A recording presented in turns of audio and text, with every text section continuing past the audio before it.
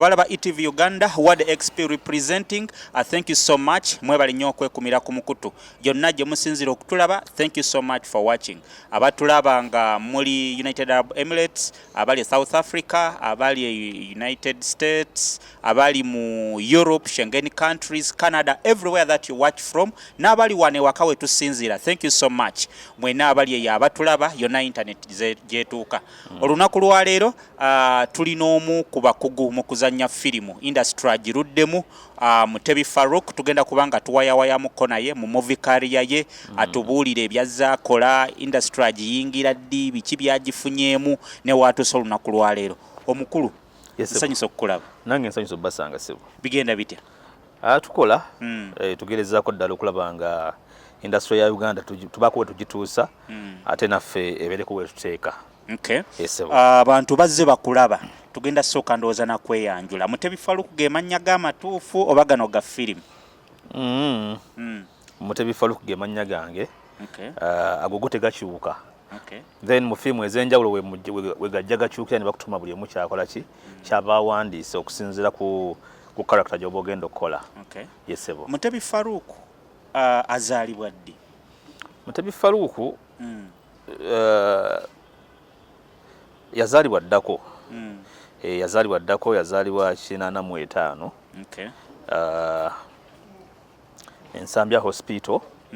Omwezi gwali gwa November nga lumu. Nga lumu November.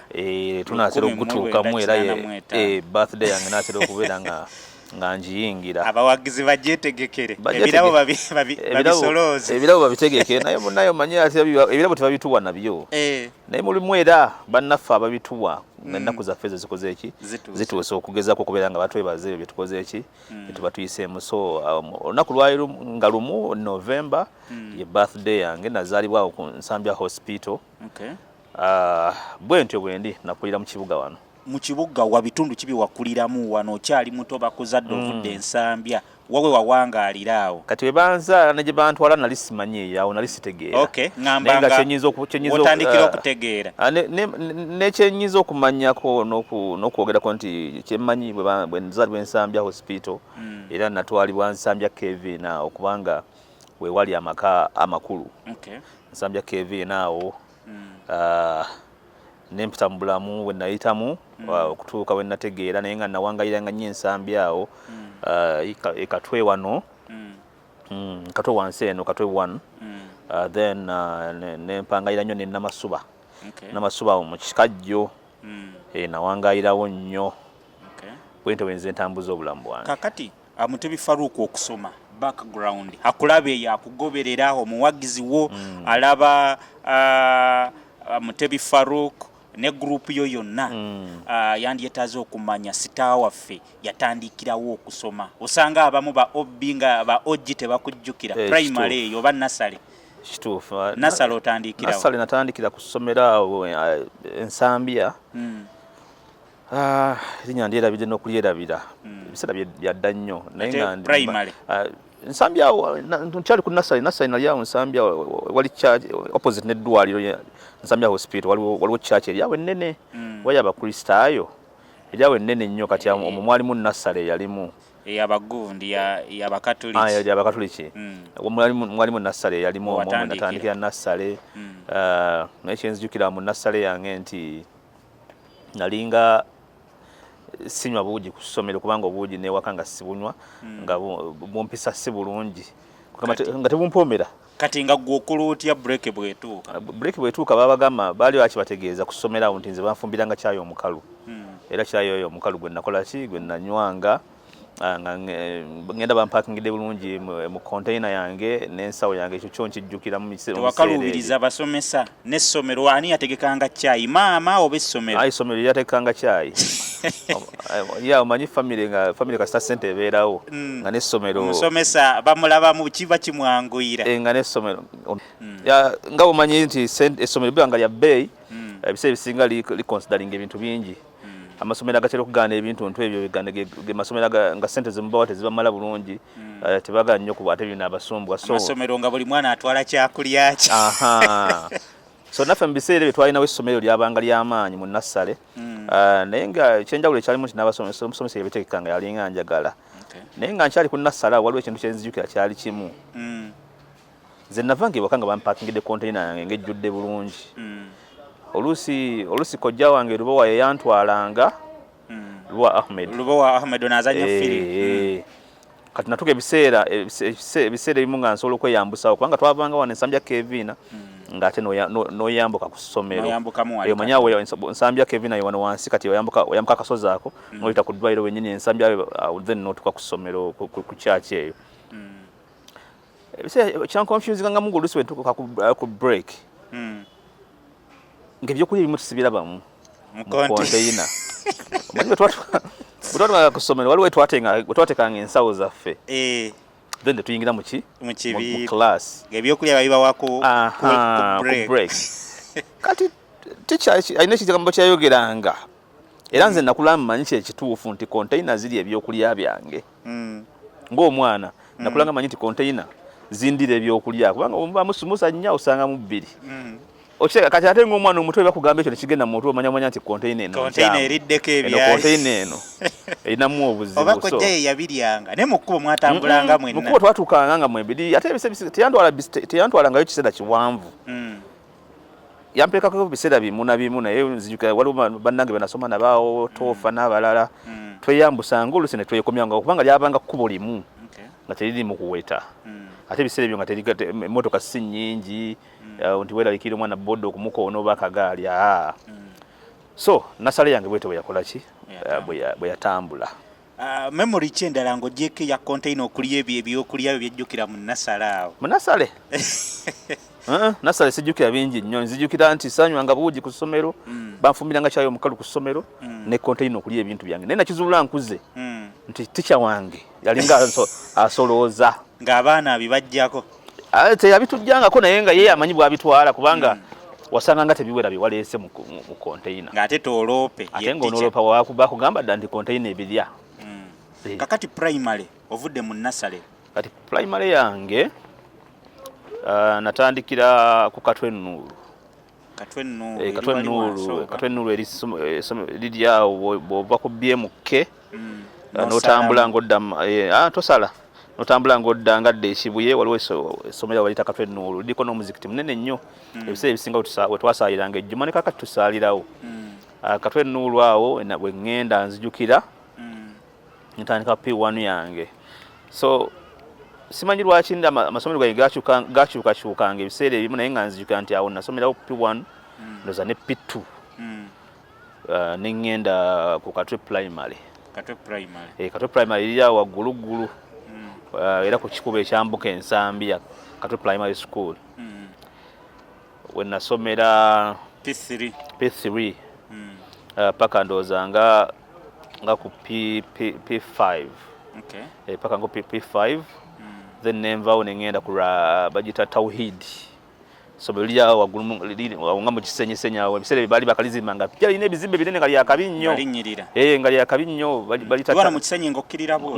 buuti era likyali lyakabi lirirako oba kalina lyakalina lyabasomaali era be basingawo okubeera nga basomerawo Tauhid awo nensomerawo paka ku P7 nga wakyusakyusa nnyo nakyusa amasomero era ng'omubanda wabeera siddalu wali otawaanya abasomesa nedda ensi olina okubeera ne experience yonna ani yakkiriza experience eyo gifune gwe oba muzadde nteekateeka za Katonda kumwani yali afuga munne sinze naye nteekateeka za Katonda zirabika ebiseera ebisinga ze zivaako ensonga eyo kubanga naawe oluusi ng'omwana omuto kiyinza okukolema okukola ki okutegeera kikyojjukira ennyo mu primary awo amasomero gonna asatu primary kyenzijukira Katwe Nuuru awo twalinawo omuvuka bamwitanga Baazi mukwano gwange nesawo zano tutera okusinkana yalinga anyumirwa nnyo wrestling kati nga nikusomera tukuba wrestling oli awo nakwetikka nakuyisaako nakukuba ekigo wansi so memory nze omanyi mu ssomero saalinga wa bigambo bingi wadde eddalu kati memory zange si nnyingi nnyo nze natuukanga ku ssomero nentula mu ntebe nensoma paka lwenzira ewaka mu primary walinaako curricular activity ki gye wali okola ng'abaana babeera n'ebintu bingi mupiira drama MDD bikigo wali wenyigira mu primary in fact ne mu secondary buli kye baali bakola ndali nga nkisobola kubanga nze nga siri ku ssomero nga ni mu kyalo kuna wangayiranga nga biguba mupiira amagulu ngatebera ddala nga ate wengenda mu ggolo okukwata ne penalty kizibu nnyo okuyitawo nga ndi mu ggolo mu biseera byange ebyo naye ku ssomero saakolako na kintu na kimu ebintu by'okusomera ebyo nali ngambizalawa wali wetya nalinga ndaba bya kifala nnyo nga gwolaba ekussa wansi nze ndalabanga ng'ebinsa wansi oba wali otandise okwana ng'otya okkulaba nti primary abaana abamu batandika mangu nze mulayi saayononekanga mangu nabeeranga waawo nze kugamba nabeeranga waawo kusoma nga nensoma naye nga te bwe nzire bakankola emizannyo gyange ng'okuzannya omupiira nali muzannyi wa mupiira mulungi kubanga nze ne taata wange yali musambi wa mupiira yazanyangako ne ttiimu ya Yiino yalina ttiimu awo nga next to express so taata wange yali mukwasi wa goal kati omupiira gwali mu musaayi kati mbadde kugamba nti ebintu bisaakola ku ssomero byonna saabikola naye ate nga nali nga mbimanyi omupiira saagusambayo saazanya ku katemba wa ku ssomero zinalaba nga ibekozanga nga bazanya katemba wo kusomera ebyo nga tebindya ge mazima nkubira kiriwo sabikolako nze nga tebinyumira nze wakana labanga nnyo ebintu ebiri high class bwe mba ku TV nalabanga bintu byanjawulo kati ebyo nga ndabanga ebiri wansi era sabikolako kusomero era tewali na mwana ayinza kugamba nti zenazanya ku kusomero nti wabino mu kibiina gundi ezo groups ez'enjawulo ezibeera ku masomero. Ati primary ojimala bw'ogimala wakola otya? Primary wenjimala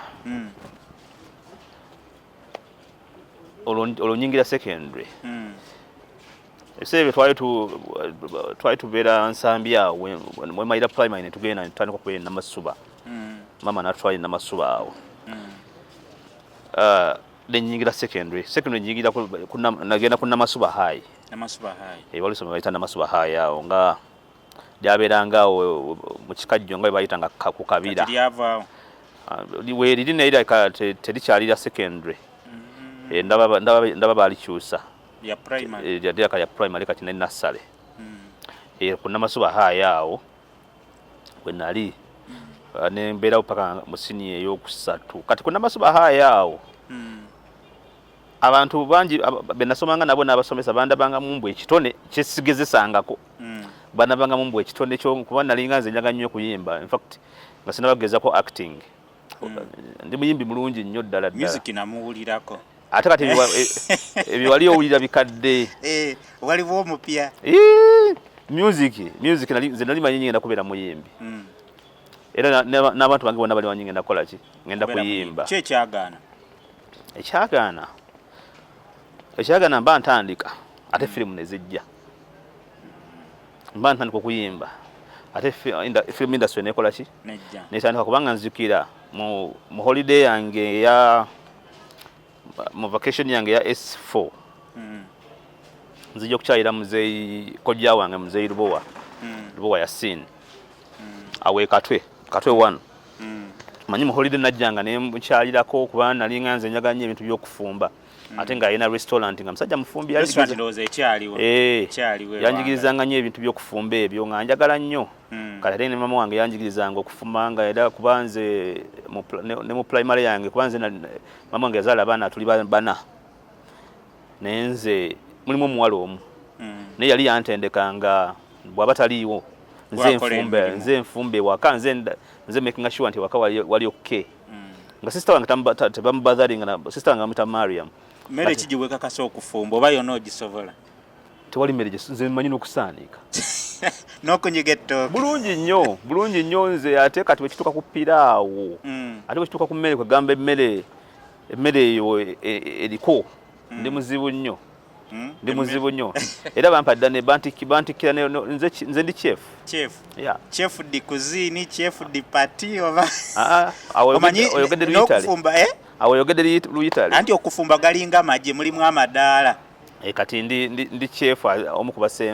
makkati awo makkati awo ndi ku ddaala liba ddaala ninga ku captain alright alaba ETV Uganda tuli ne Mutebi Farook muzannyi wa firimu muwandiisi producer tugezaako okunyumyanyumyamuko naye obulamu bwe buzze butambula butya byazaakola mu industry kakati tukyali mukaawo mu secondary kati secondary kizosinga okujjukiraawo musomesa ki kati mu secondary kankuzzeko ne mu primary bwebaziba memory waliwo ejja bwenjirozaako waliwo ejja nzijukira wenasomera ku rayati awo waliwo rayati islamic ku salama ndimanyi siriri erabire essomero eryo nasomera ku rayati awo twalina techa simujjukira linnya ku rayati awo ng'asomesa eddiini yali mukambwe muzibu musajja yatukuba embooko ng'embooko bakubaza nga ye omuntu omu bw'asobya mu class yonna ng'agigalamiza n'agikola ki n'agikuba kibooko alina akaguku yatukubisanga kabanga kampiwe kati naye nga kakaluba nnyo nga tekasobola kumenyeka kibooko zaawo nzijjukira kakati n'olunaku lumu Edmaster yankuba embooko ku parade awo sijjuka kye nali nkoze kubanza saayina ddalu kati wankuba embooko ng'olombeera nsambya wali Kevina naye ng'Edmaster oyo bw'aba atugendewo ayita waffe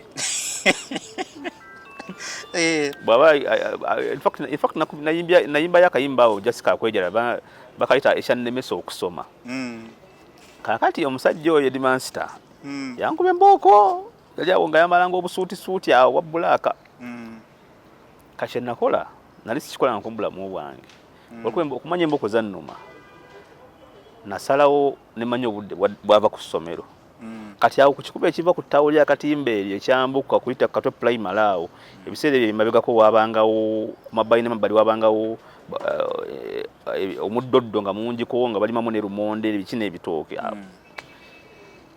kati gayi namuteega akawungeezi nagwa kava yatambuza bigere yatambuzanga bigere simanji yali ava naye nga ng'omanyi ayitawa namuteega nemukuba ejjinja namuteega nemukuba ejjinja n'atandaba nenzikakkana nange nti mulumiza nange nti mulumiza naye kuba gayi yankuba nnyo kuolwo in fact yannumya nnyo waliyo naye mwe mukulaba olaba nga yali akukuba kugunjula kutereeza oba kugamba yali just atulugunya butulugunya anti oluusi abasomesa abamu bakitwala nti batereeza n'okugunjula okitegeera naye nga ate oluusi abamu bamalirako abaana stress abana ebizibu bye ng'omuntu nabimalira ku ki waliyo abantu waliwo naturally ng'omuntu ye bw'atyo bweyemalako stress nga bw'anyiiga asobola okunyiigira ekyalo kyonna kiramba kati bwe kigwa ku bantu bano abasomesa abaana baffe abantu ababeera mu ziddekeya nga balabirira abaana abo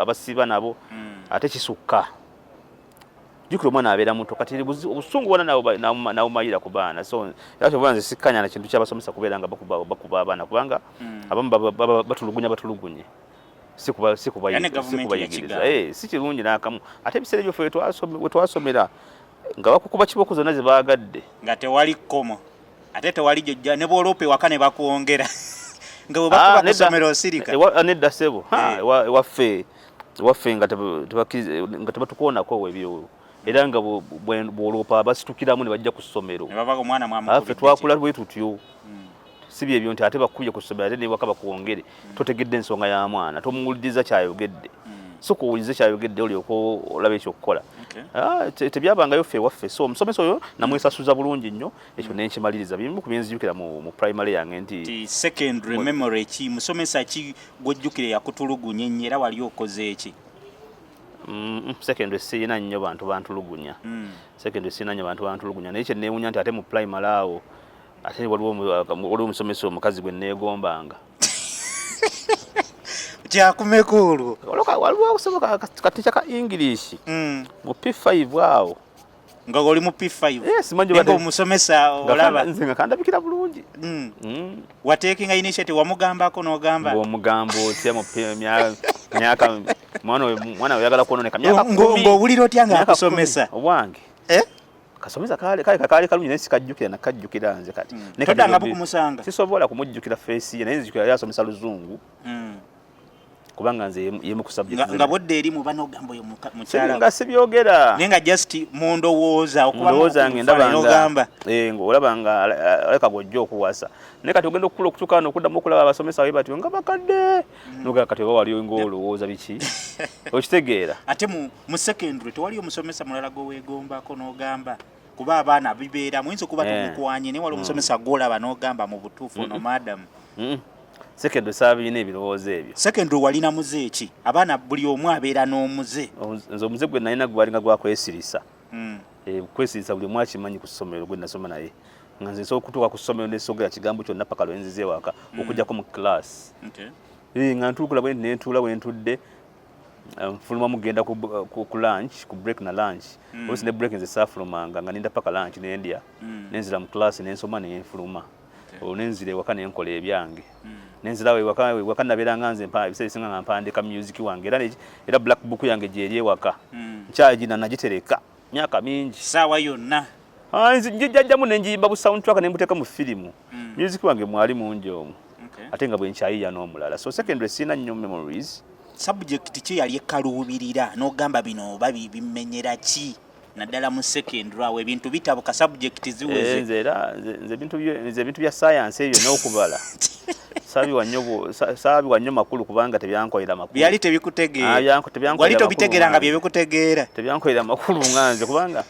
nze nganze okuva mu primary school okuva mu P5 ne Samuel simanyi gye kyava ne Samuel ekintu teŋŋamba nti nze njaga kubeera artist nze nganze nagamba njaga kubeera artist nentunuulira ne ŋŋamba nti okubeera artist kye kigenda okunyamba history kye kigenda okunyamba nensoma history nenkola ennimi nenkola Oluganda n'Oluzungu nemanyamanya nti bwenjiga ebyafaayo nenjiga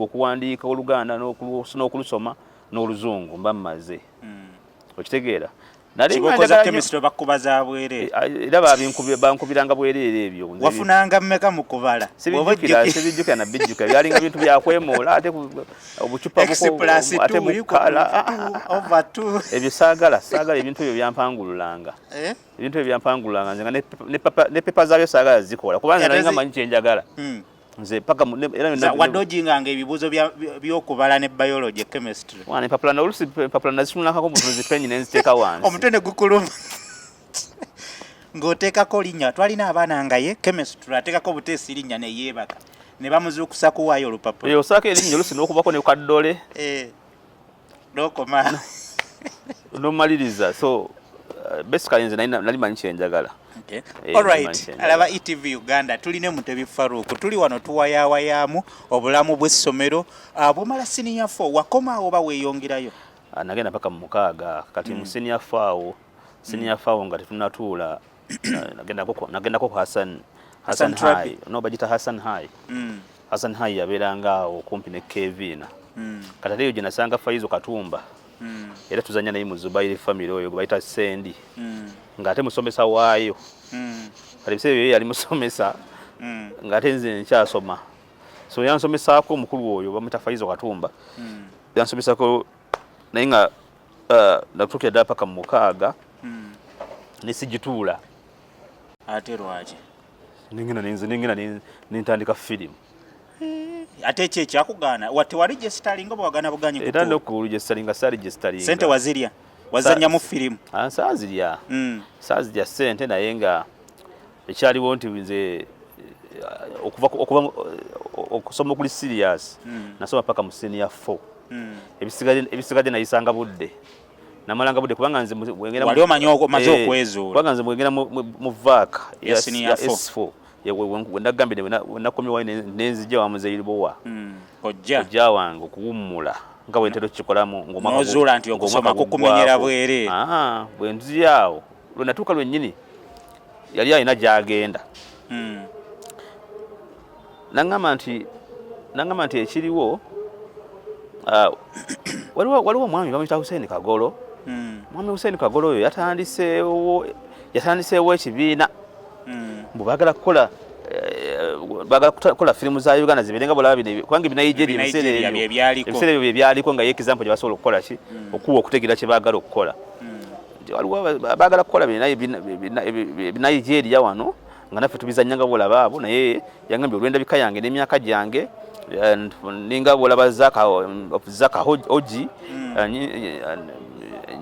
nansaba nkole ki mwegatteko kubanga ebiseera ebyo yali vice chairman wa Muwanga zone nangamba nti ate gwe engeri gyenkulamu nti oyagala nnyo ebintu by'okuyimba ndabanga bino ebintu nabyo oyinza okubisobola ndi nga muzeeyi ate buzibu ki tugende nkuwolekere tugende ffenna kati abwenyingira okuva ku olwo film industry era kasita twagenda baali batutrainingira eyo mu Lubiri mu Lubiri eyo munda waliwo makkati eyo mu Lubiri nga gye batuula kati nze okuva we nayingira ku olwo saddayo mu ssomero waddayo naye nga mmala budde kugamba nti gumwana tajeemye n'okuba ekikalu n'ogenda naye nga si byoliko decision y'okugaana okuregisitalinga ogituukako otya bazadde mwakkaanya nabo oba weewaggula bwewagguzi ng'abaana bwe bakola seewaggula oba tewabagamba wasirika busirisi seewaggula nze mama wange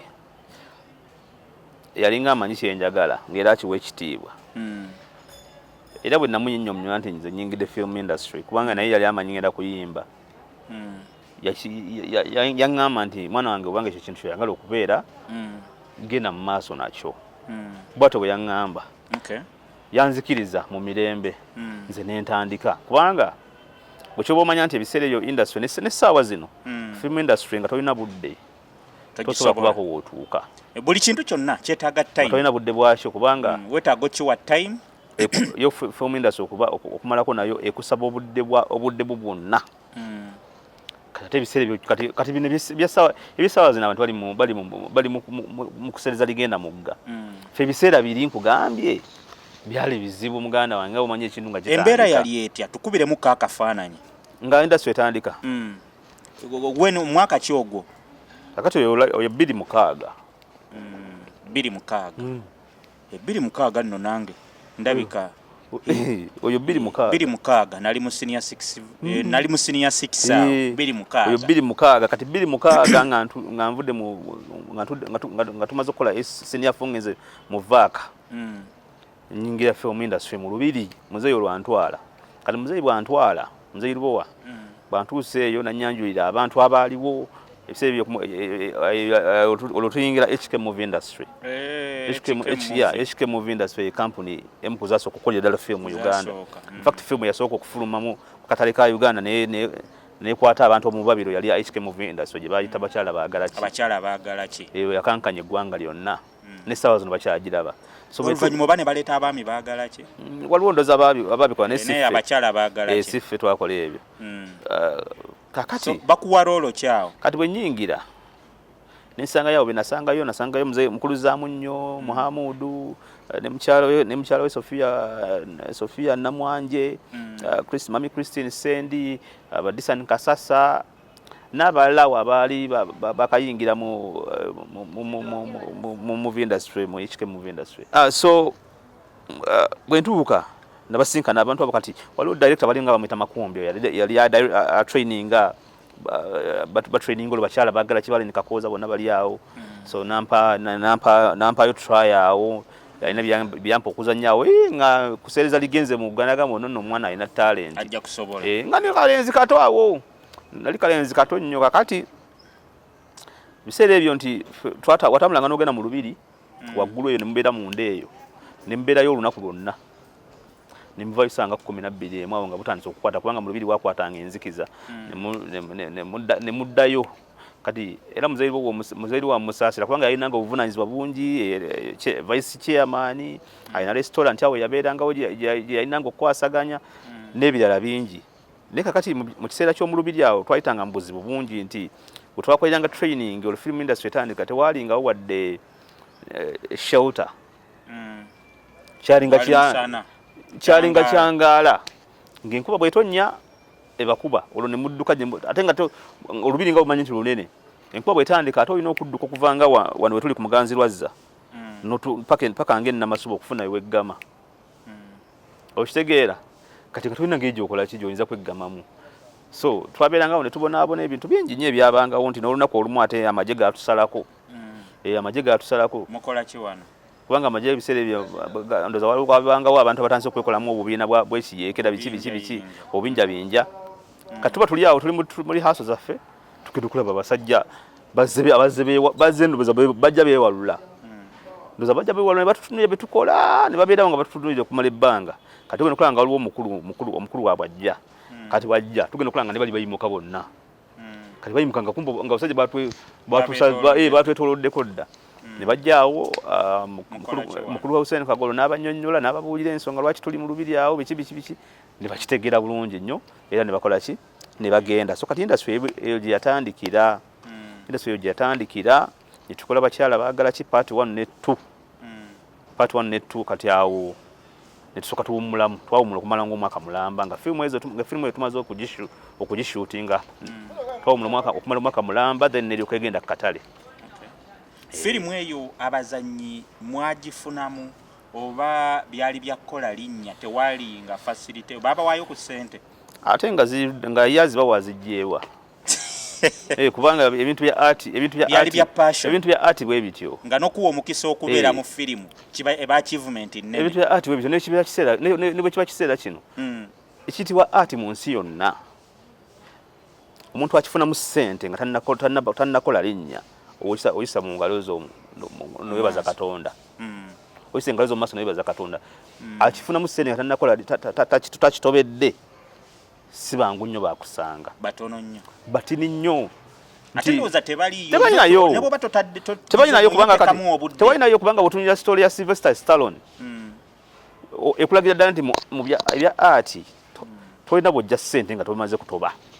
Olinoteekamu obudde dedication eyo passion eyo n'okubeera nayo nomanya nti kati nze kino kyekintu kyenkola ki kyenjagala ekijja kikole ki ekijja kijje nti bw'otunyira abakyala baagala tolina ng'ejjo banja musajja ssente naye tomanyi gyeyajja magezi na ssente zakola bintu ebyo kuba ne kamera ezikola film tezaaliwo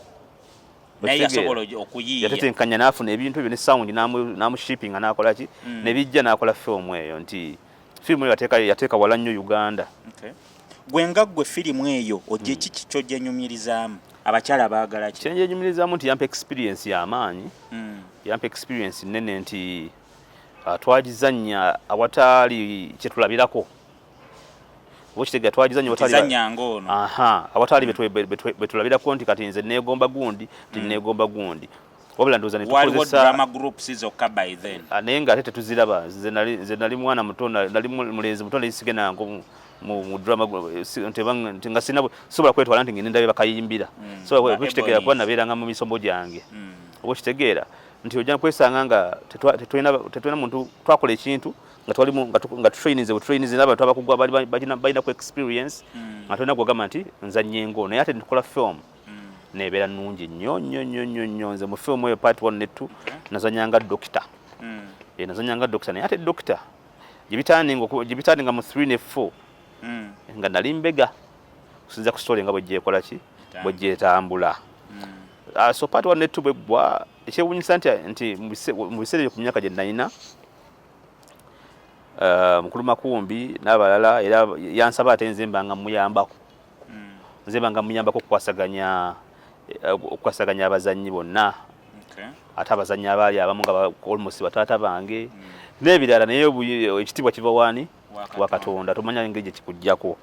So bwetyo bakyala bagaki bwe yagenda part 1 ne 2 tukola ne 3 ne 4 oluvannyuma olwo ate 3 ne 4 tetwagikola n'abantu bali bamu be twazannya nabo mwalimu abamu ate mukulu ekike n'agattamu abantu abalala ababosa Serunkuma we bayingirira ba Dennis Josiah n'abalala bangi kaawa bayingira mu kiseera ekyo kya 3 ne 4 era ne bagibeera mu film eyo.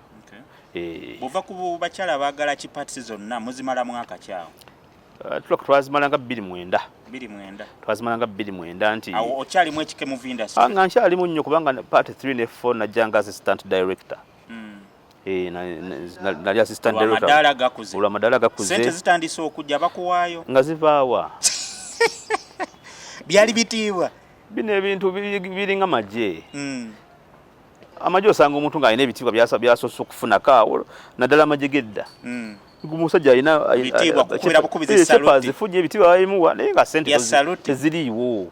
talina wazijja ng'olina kubeera mugumiikiriza nnyo okulaba nga ate otuuka mu kiseera ekijja ofune ky'oteeka mu nsawo okitegeera. Firimu olwo zitandika ddi okugyamu kasente n'ogamba nti bampaddeyo ka transport bampaddeyo sente z'okuzannya? Kati ku sayidi yange firimu tandika okugifunamu ku ssente nga amayinja galinnye. Otuse ku ddaala erya director ngenze nsomyeawo ebintu byensomye ebyokukola film nfunye ku madaala kakati awo nga at least wemunnyuka ng'osobola okufunayo omutwalo. Mukama we asobola okuwaayo omutwalo ogwa transport ng'asobola okuwaayo 5 okitegeera. Naye nga tuli ku ddaala eryo nga tuli ku madaala gafaanako bwe gatyo nga tolina wojja ssente. Era ssente abantu bonna abasinza okubeera batandise okufuna ku ssente beba abaatoba okuva eyo ne balemerawo ne batuuka ekiseera nti kati nga bw'olowooza nti kati njagala kuzanyisa ku mukulu Ahmed Lubowa. Kati Ahmed Lubowa eyazannyanga nga tafuna wadde 10 n'akuba ebintu bye n'azannyanga bye yazannyanga. Essaawa zino wamukubira essimu waba omutukira nga oyagala akuzanyireko mu firimu ye ekitone ennyo nga tomuwadde kakadde kamu n'ekitundu tasobola. Ekitone ennyo nga tomuwadde miliyoni mu ewezi tasobola kubeera mu firimu yo. So ebintu bya art bwe bityo nti weezimbe ng'omuntu. Ne bw'obeera muyimbi tolina gy'oyinza kuva eri otandise okuyimba ogenze mu studio recordings obuyimba buno ojja ku stage y'omusajja mbwe agenda kukuwa ssente. Era ojja ne CD yo ng'osaba na busabi opafominge kaawo. Era bonna ba Eddie Kenzo gye baayita oluusi abamu ne busidi babamenyera mu maaso. Naye nga music wamumanyi kwali mulungi naye olw'okubanga alina ekyokuzimba ajje mu maaso g'abantu. Kati firimu wano bwe zituuse walungi nnyo kubanga nze firimu gye nasooka okufunamu ku ssente yali Last King of Scotland. Yali Last King of Scotland. Wagirimu eno abe mukibi gye yalimu. Amini. Abazungu gye bajja ne baddamu ne bakola wano. Kati tuba tuli awo. Ebiseera ebyo nga batugamba nti bagenda gikolera wano. Sigujjukira bulungi naye nga batugamba bagenda gikolera wano. Nga bayise ekiseera ne kituuka ne bayita auditions. Kati bayita auditions twagenda auditioning nga ba extras. So ekirungi ky'abazungu nti kati bw'ogenda auditioning n'oyitamu era tuba tuli awo ekiro nga bakuweza ka message nti oyiseemu ogenda kukola naffe nga extra biki kati bakubulira n'ennaku z'olina okukola ki okubeerawo. Kati buli lunaku wanze zijuka nasooka okufuna emitwalo 5 mu film najifuna ku Last King of Scotland. Buli lunaku nga bagikuwa. Nti bwe mwamalanga olunaku nga luwedde ng'ogenda wali ng'osayininga ng'emitwalo 5 bakola ki bagikuwa. So bangi nnyo bannaffe betwamanya nti ebintu biri mu kase. Bangi nnyo bannaffe twali tumanyi already nti film industry is gold. Is gold nga n'essaawa zino betukola ki bwe tukimanyi. So firimu baba wange 5 buli lwozannyo oba amala ne babawayo akasente akalala? Baakusasulanga 5 buli lwozannye. La Last King of Scotland wazanyanga extra ki? Nali extra nga n'abalala lead character lead character ayita ku kkubo ekkubo ne mulifuula busy. Bali mu restaurant ne mugifuula busy. Bali ku ddwaliro bazannya n'oyitawo ng'omusawo. So bintu bwe bityo just extra byakola. So muvudde ku bakyala abaagala ki? Firimu kyawo kuba kati waliwo we weeyubululira n'okola ekibiina ekikyo. Mwaka ki ogwo? Kati waba ku bakyala abaagala ki ne tukola zinaye mu Luganda mwekike mu binda twakolera mu firimu ezikola ki eziweera ddala nnyingi. Kati nze ng'omuntu mutwe gwange mwalimu ekibiina already nga maze okuyingira mu industry nga tumaze okukola abakyala baagala ki mwekike mu ogamba nange nsobola okukola mutwe gwange mwalimu ekibiina kubanga nze abaana benakula nabo ekatwawo mikwano gyange benakula nabo twali twekolamu ekibiina ng'abantu twayitanga ba Nom Squad. Kati ku kyalo okwo nga batumanyi ffe twabangako abaana balina empisa abaana abasaala abasiiba abatanywa njaga. Kati nga bumanyi katwe ebiseera ebyo katwe ng'okkulizaamu omwana n'avaamu nga simukozi wa bikolobero simunyi wanjaga tabba busimu takola ki nga kizibu nnyo kati fe twekolamu ekibiina mu families ez'enjawulo abaana betunga betwakolagananga netwekolamu ekibiina kya Nom Squad kati mu Nom Squad yo mufe mwetwekuumiranga netwekubirizanga obutazza misango okitegeera kati nakinamu eredenza ekibiina ekyange nga tufe twagambanga nti bwe tuli batukuze kampani zaffe tulizituuma Nom Squad ng'ogattako kigatte kati yange bagita Nom Squad Films nina munnange alina kampani katika computers biki ayita agita Nom Computers so something of a sort kati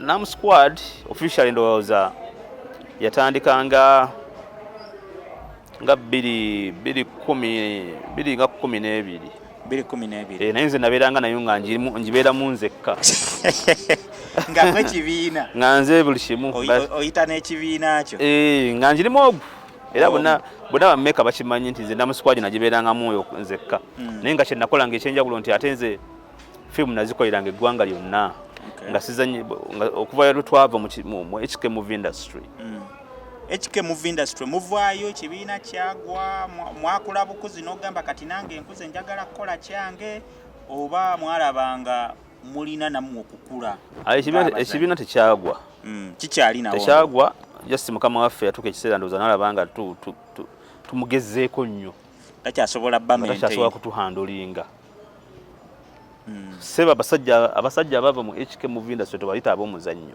almost ba pioneer ba industry yonna yezimbidde kwabo ge mazima googerwa industry ya Uganda senga si basajja abo senga teri wano wekola ki weri kubanga abasajja abo nga bw'obalaba n'abakazi bo be baali beewayo nga balinga saddaka ya industry nga balala bajja ne beegattako ne bawulira obuzibu bwa industry ne badduka ne bagenda Dubai ne bagenda mu America ne bagenda wa bano ne basigalawo ne kujjako abaana ne babeezimbirako okyeka kwemba abantu bajjanga ne bakola ki ne bagenda nga abantu bakola ki weebali naye ng'obuzibu nga nabo bayita mu buzibu waba essanyu ne balisinkana ne bo bakola ki balemerako so kati abasajja abo bonna bayitaga kuwa kitiibwa bangi nnyo era amannya ge gazimbye industry twatuka ekiseera emabega kaawo nga abasajja abo batabeera mu firimu yonna nga abantu bagiraba nga ne distributor atunda firimu bw'omutwalira firimu yo asobola kutunulala oba abantu bano mwebali kubanga amanyi abantu bebagula oba okitegeera so kati ffe HK movie industry twagivamu bubi twagivamu bulungi ne tutandikawo Zubairi family bwe tuyingira Zubairi family twalimu nga tulinamu companies ez'enjawulo kubanga buli director twalimu ba director abawera 5 mu HK movie mu Zubairi family ne buli director alina ekibiina kye kati ffe tugatta bibiina ebyo nga mujja ne mukola tubigatta bibiina ebyo nga twegatta bwe bati ebibiina ebyo nga byegatta nga bikola Zubairi family nti mwalimu Aromatic mwalimu Nom Squad Films mwalimu Boss Pictures mwalimu P&Q ne yamukulu Faizo Katumba bagitani njerabide ne bagita Focus Entertainment zaaliwo kati nga bwezegatta zikola ki Zubairi family and basically Zubairi family twazannyayo serial yemu eyatusinga otugatta eyo gye bayitanga Zubairi ku Bukedde TV so twakola Zubairi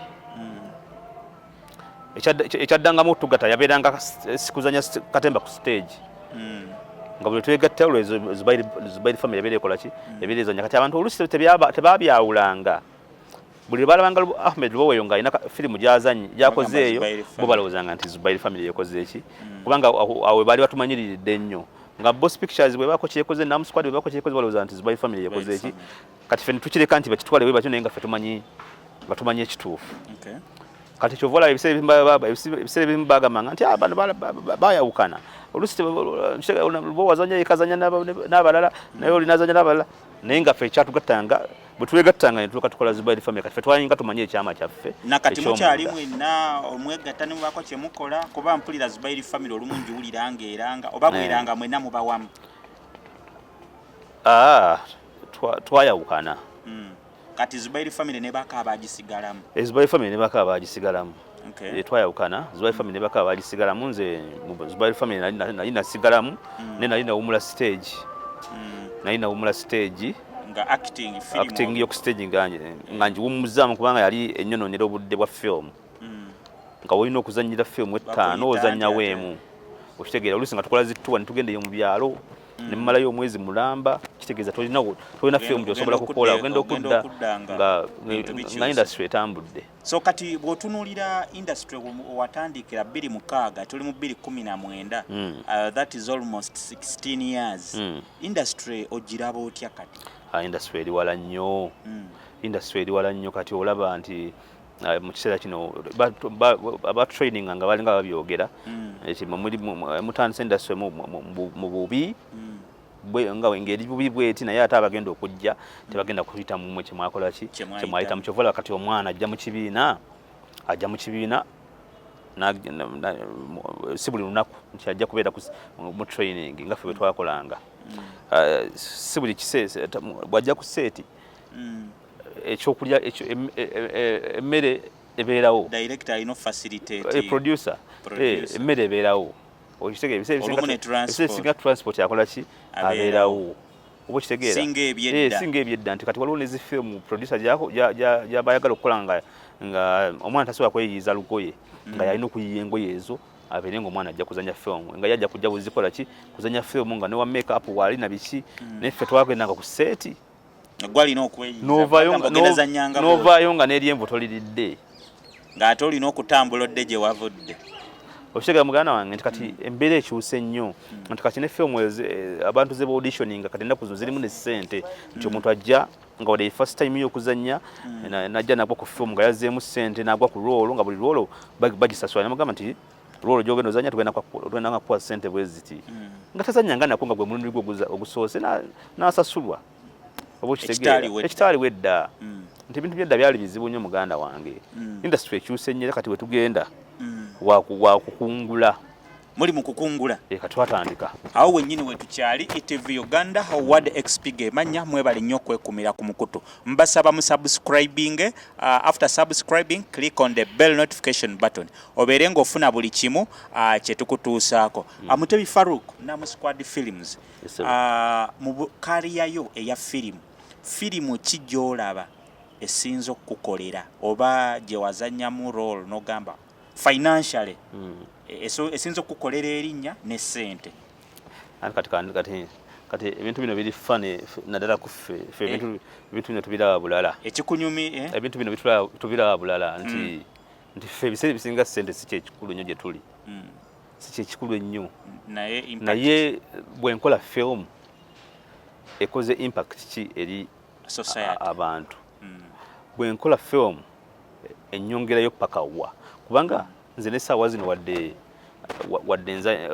oli bw'aba ayagala nzanye mu ffiimu ye nkolera ssente naye ate waliwo ne ffiimu ze nkolera obwereere nga gw'olina ky'obaze nakyembala n'ogamba nga ndaba yina wentuusa ate ng'ono tajja kusobola kunsasula oba okitegeera nti kati nze ffiimu nyingi nnyo ze nkoze nendaba nga zirina okuntuusa wanene nnyo ne ssente nga nzifunyemu kati ssente sijja kuzikubalira nti bwezi ne bweziti naye nga sente zijja ozina ozifuna mu nsawo naye nga si kyekikulu nze okumpa sente nenkuzanyira film firimu yo neetabako gyegenda kinnuma wakiri oleka sente firimu eyo neebaako wentuusa kuba kati nze ezanye film nyingi mpangudde awards nyingi eza Uganda ez'amaanyi nno firimu zembaddemu zibadde nominated mu nsi ez'enjawulo Nigeria Ghana wa awards ne tuzijjayo so kati ffe bye tulowoozaako ze achievements ze tutuukako ng'abantu era n'emikono gyaffe n'ebitone Katonda bye yatuwa n'amaanyi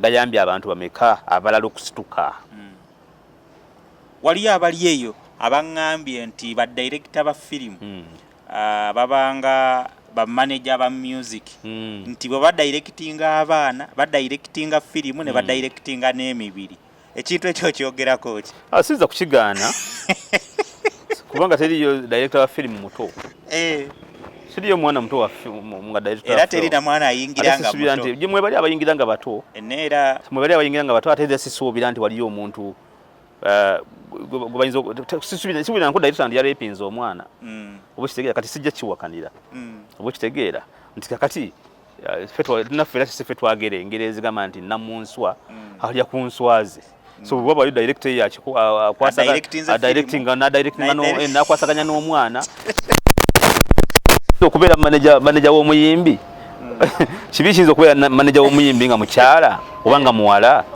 ne tukkaanya ne ku birala mba nkoze musango ki? Tewali musango mu mateeka tekiri. Anti mba naye nga mba nkoze musango ki?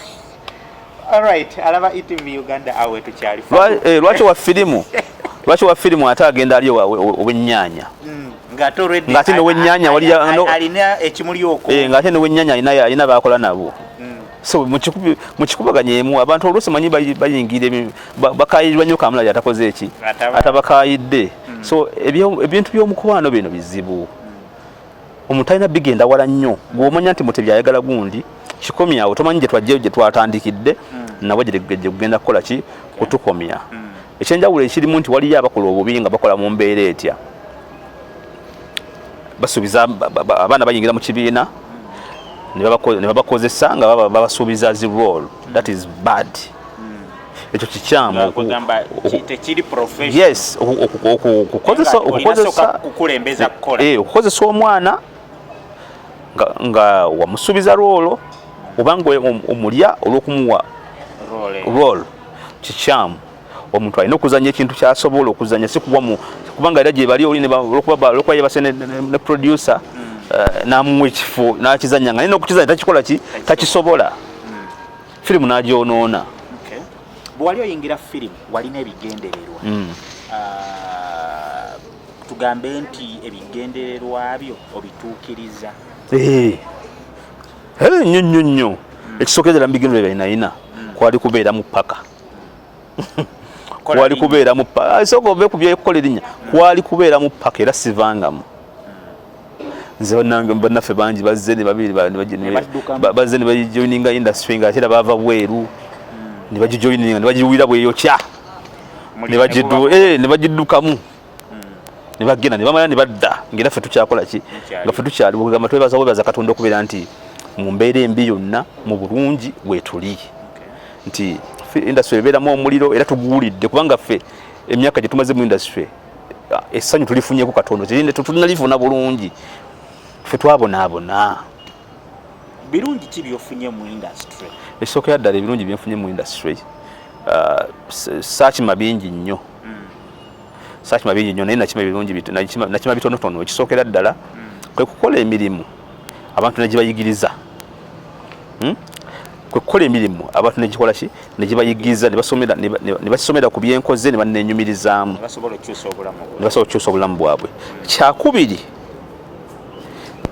ng'era artist omulala yenna ebiseera ebisinga ffe baartist sente size ekikulu tuzirowoozako oluvannyuma kubanga obulamu bwa bulina okutambula ne famire zaffe we ziyingiriramu. Naye nga artist yenna atandika okuyimba oba atandika okuzanya film oba atandika okuzanya ku stage ekimubeera mu mutwe okumanyika erinnya etutumu okukola erinnya eritali lyakweyambula mu kataliiko nfuufu nti nga tulikoledde mu kataliiko nfuufu nga watemye muntu ate n'oliremezaawo naye nga wakoze erinnya lyo okuva ku filimu esooka n'ojja ng'olizimba mpola mpola n'otuuka ekiseera ndi kakati mu kiseera kino sirina kitundu kya Uganda kintuukamu nga tewaliyo bamumanyi. Olaba n'eggulu otya okutambulira ku booda.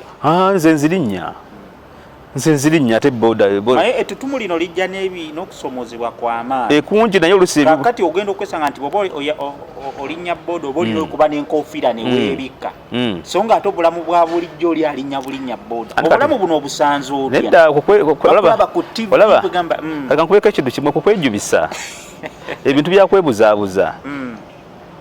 Omuzanyi wa film tayawukana na muntu mulala yenna era abantu tujase bebawanika abayimbi n'abasigadde n'abazanyi ba film n'abasigadde ne taxi ozirinya bulungi nnyo. Nange ndi muntu wa bulijjo ndi munna Uganda amwe citizen of Uganda okitegeera tekingana kulinnya baasi tekingana kulinnya taxi tekingana kutambulira mu mmotoka ya bannannyini. Okusomozebwa ki kwofunye olw'erinnya ly'olina?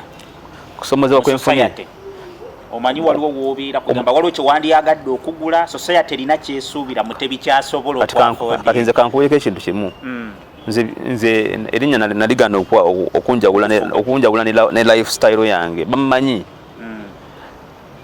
Nze tekingana kugenda n'engula ekikomando n'enkirya tekiŋŋaana n'ogula n'amazzi g'ekikubi agosiganywa ago gosiganywa nze nkubuulira alaali agogo siganywa kubanga ate nange obulamu bwange mbwagala oba okitegeera gusiganywa siganywa so tekiŋŋaana kukola bintu byenkola ki tekiŋŋaana kukola bintu byenjagadde nze ekinzanyisa film sikwekweka ate abantu benkoleddemu erinnya ate lwaki mbeekweka oba okitegeera lwaki mba neekweka lwaki mba sikyama mu restaurant kulya mmere lwaki ennyonta bwe nnuma sigenda ku dduuka nenywawo soda nenda n'erindaazi naye nga oba comfortable bulungi nze ndi munnayuganda abafirimu temulinga abayimbi bwayita muganda wange bikugambe byakwejubisa just yewanika bwewanisa si kwewanika byakwejubisa nakutamanya kyakukola tulabye abazanyi ba firimu bangi mu Amerika nga train zitubu bazirinnya zibasi bazitambuliramu tubalabye muntu kyayagala kyova olaba ate luusi bitusuula nnyo nti kakati bw'ova eri waggulu oba erinnya nga liserebyemu ofuna obuzibu okulikonsairugambye bitusuula nnyo nti ojja newekanga nga omuyimbi oba omuzanyi wa firimu okumaintaininga erinnya lye ate akozesa ssente nnyingi nnyo okusinga nezafuna oba okitegeera kati singa ssente zirekerawo okujja mu nsawo ye aba agenda kukola atya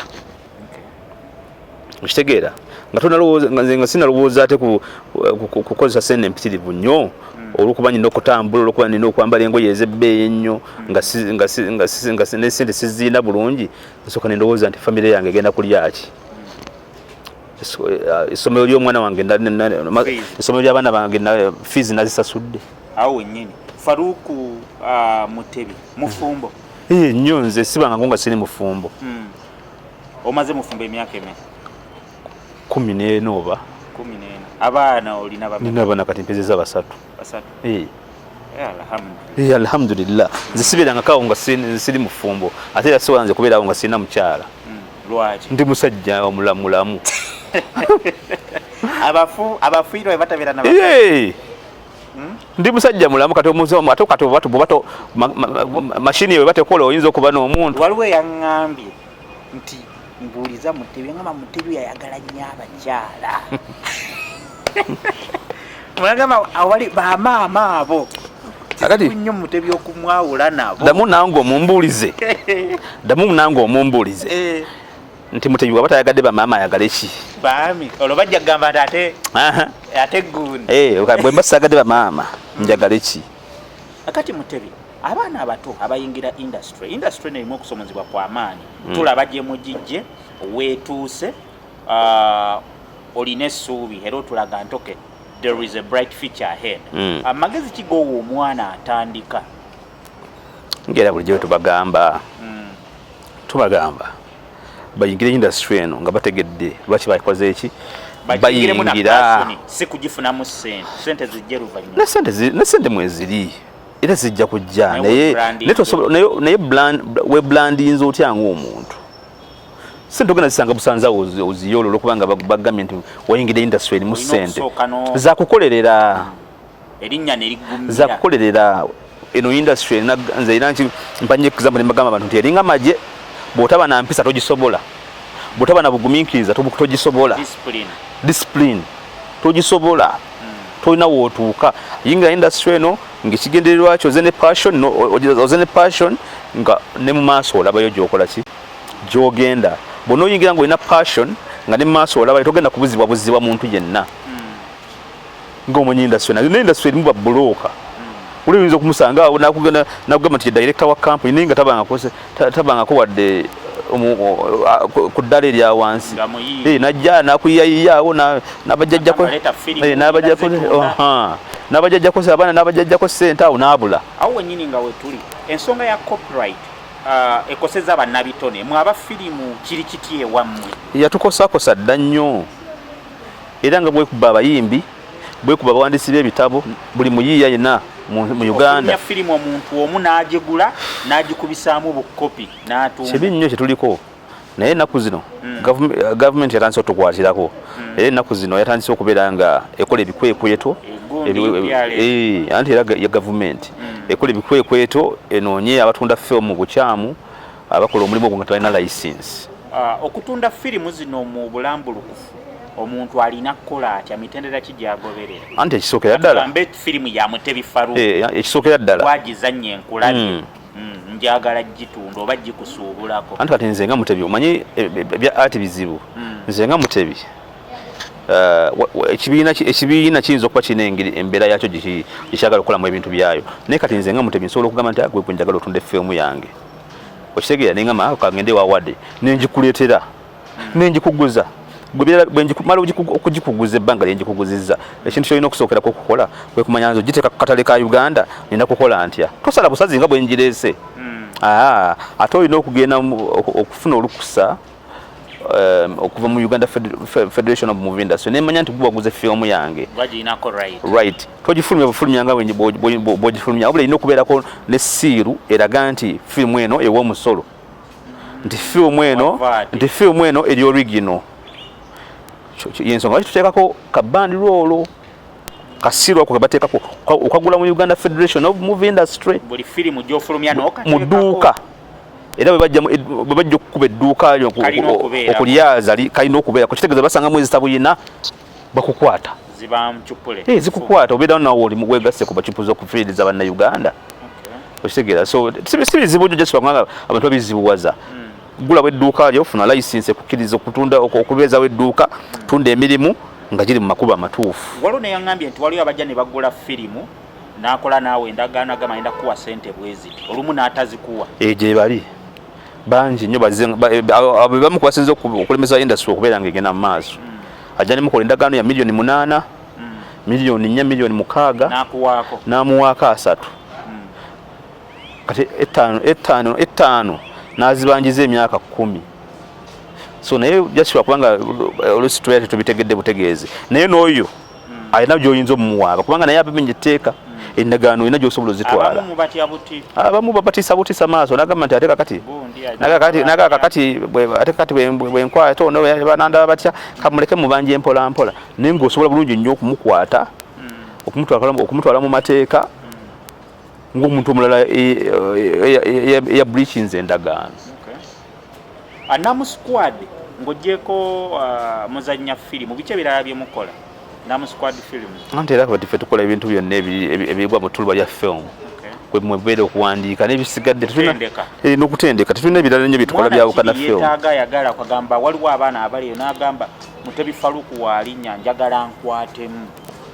Omwana ayinza okubeera eyo ng'atulaba muwagizi wo akufollowinga ayagala omukwatemu ekitone kyakikyuseemu oba akikulaakulanye biki bye yeetaaga? Kakati nze kye nasooka okugaana okukola kwe kujja omuzannyi eri ng'olwokuba omuzannyi azze ayagala okuzannya ne muwatandika okukola ki okuzannya ebyo nabigaana enkyo osobola okutandika naye nze abantu mbawa training era abantu bangi nnyo bentraining bangi nnyo abamanyi kati mu ggwanga bagisasulira ate kati obazize ku training awajjajjaawo bakuwadde screen acting training okitegeera essomo lye wandifunye ku university balikuwadde wano ate nga wano balikuwadde n'olitegeerera ddala bulungi n'ozannya nga no-training nga bw'ozannya okitegeera.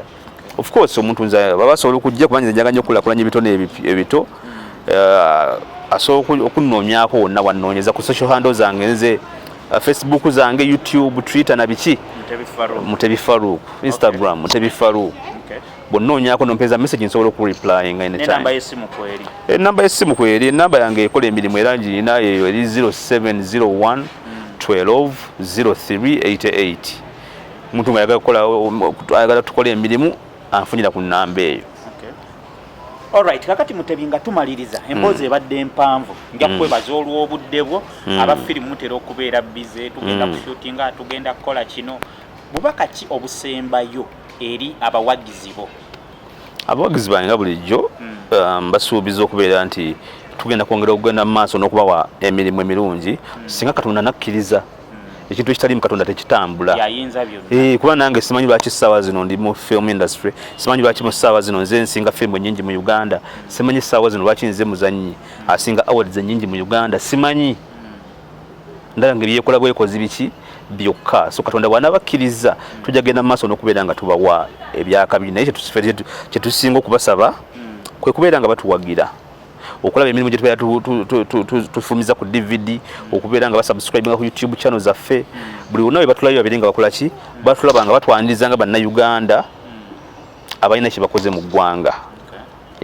Oyina firimu empya, in fact twaliko ku screen night yayo Bankuba Kyeyo. Abankuba Kyeyo wagitadde katale already. Bankuba Kyeyo tennagenda katale ka Uganda mu DVD, naye ng'ejjagendako very soon. Naye genda kubeera ku channel yange ya YouTube bagita Mutebi Farook, so omuntu yenna asobola okugendayo n'asubscribinga n'agiraba. Kubwerere. Era agirabira bwerere naye era akozesa data. Tojja gamba nti tateekako buteesi simu n'alaba. Era ayo channel ye data oba wifi. Waliwo atasobola kgenda yeeyo ayagala ka copy. Manyi waliwo bannayuganda abamu bagenze ku digital n'eri yawagira Mutebi Farook nga ye ayagala abeere naye waka.